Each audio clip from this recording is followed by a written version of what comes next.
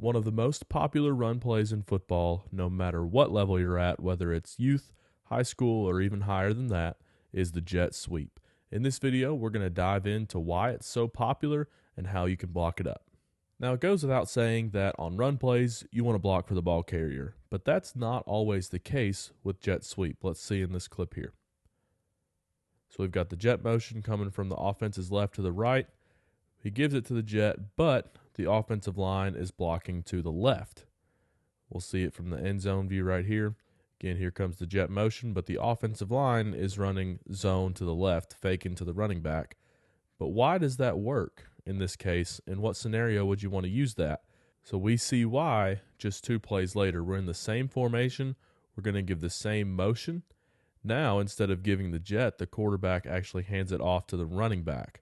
And we'll see what happens from the end zone copy is the defense is overplaying the jet. So what happens here is we can see the nickel and the safeties rotating, the linebackers bumping over. Everybody now is moving because of that jet action. And what the Rams have really done, and a lot of pro teams do this now, is they don't run the jet sweep as a base play like we see in a lot of high schools. The reason they use jet motion is to get this movement from the defense to open up the running lanes.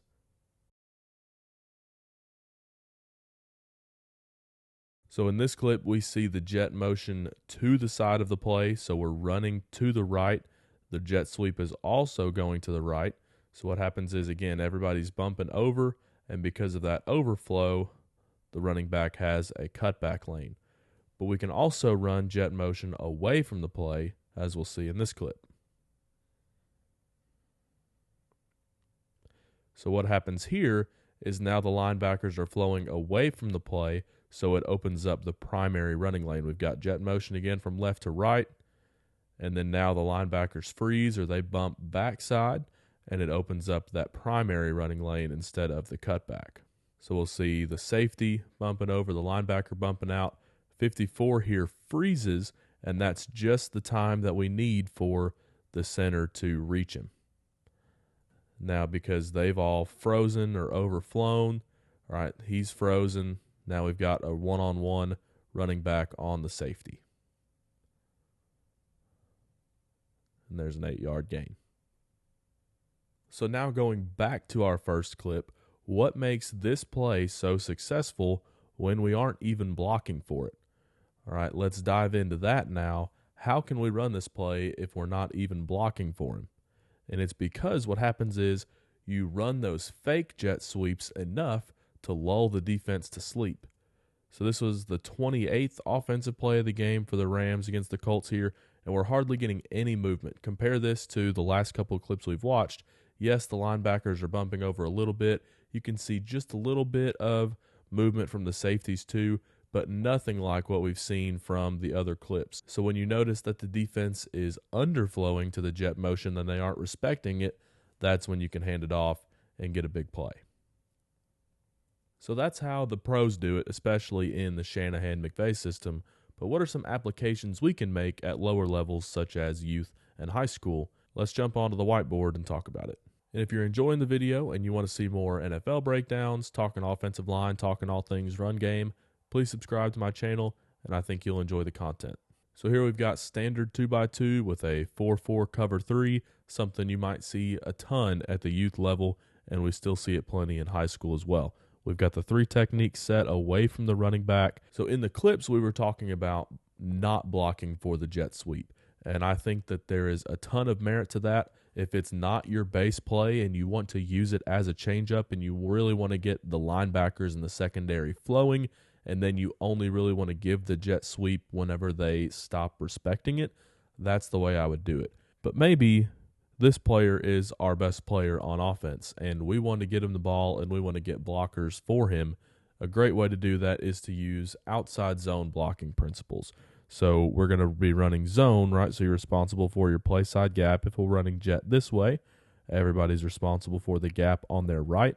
Now with true outside zone, in my opinion, you're trying to get the play side man in the combo to the second level. So we'd have a combo here on the 5 up to the jack, but even then we would want really the tackle being the one to get up there and the guard overtaking on the end, because this ball is going outside.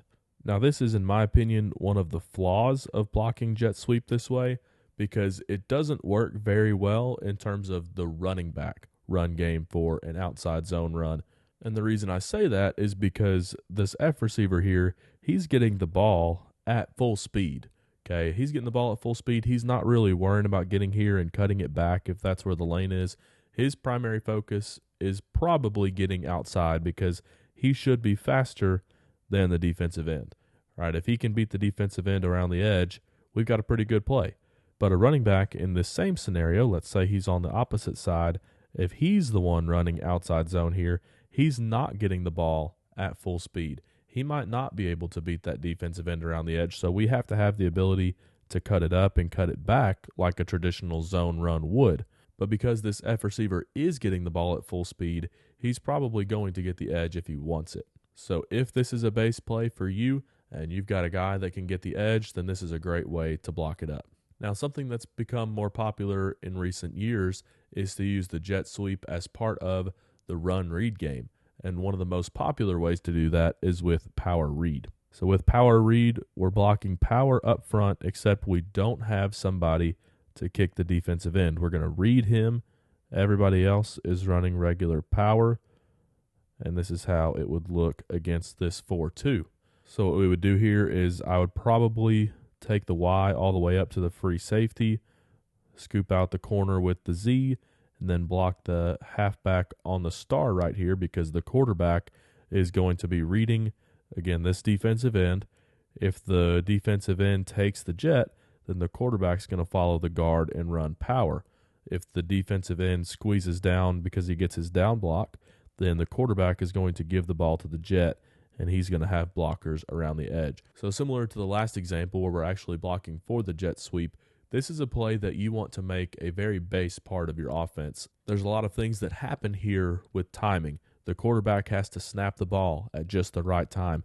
Then he's got to be able to get the ball to the jet player while still reading the defensive end. This takes a lot of time and a lot of practice, but as you can tell, it's a very, very good play, and there are many, many high-level teams that base out of a play like this. A similar play to the power read would be the GT counter or counter tray bash using the jet sweep as your bash read. On a traditional double option read run play, the quarterback is reading a defensive end, right? And if the defensive end plays the quarterback, he gives it to the running back who is being blocked for. If the defensive end takes the dive, which is the running back, then the quarterback has a running lane, but it's not being blocked for. This bash play means back away, so that idea is flipped. The quarterback is the one being blocked for, and the running back is not. So how this would work with GT counter is we'd be running the jet to the right, but they would be blocking GT counter to the left. We'd be getting a double on the 3, blocking back on the nose, guard kick, tackle wrap, and we'd be reading the defensive end. So if the defensive end takes the jet, then the quarterback would be the one running the counter. What I would do with a running back here is have him lead for the quarterback and make sure that safety doesn't get involved. What a lot of teams will do whenever your guy goes in motion, you come down on the edge and it's almost an automatic blitz. So I would use the halfback here as protection against that, so we make sure we get everybody blocked up front. But now if the defensive end squeezes his down block again and plays the quarterback, then we can give it to the jet who has 2 guys blocking for him on the perimeter. The last thing we'll talk about is using the jet as the triple option read in a zone read bubble offense. So we've still got our jet sweep, but we're not pitching it to him. Let's just say we're running something simple inside zone to the left here. We have our first option read on the defensive end. If he stays home to play the quarterback, we can give it off, and we've got 5 for 5 in the run game. But let's say the defensive end crashes and takes the dive. Now the quarterback pulls it, and we have almost a speed option concept out here on the backside. So what I would do is I would take the Y here up to the free safety so we can read the star, and then the star can't play both. We've got the quarterback and the F receiver. He can pick one of them. If he takes the F receiver, then the quarterback runs it. If the star ends up taking the quarterback, then he can throw it to the F receiver who's bubbled out, and he will run it up the field. No matter what level of football you are at, there is a way that you can use the jet sweep, and I hope that I helped show you how you can do it.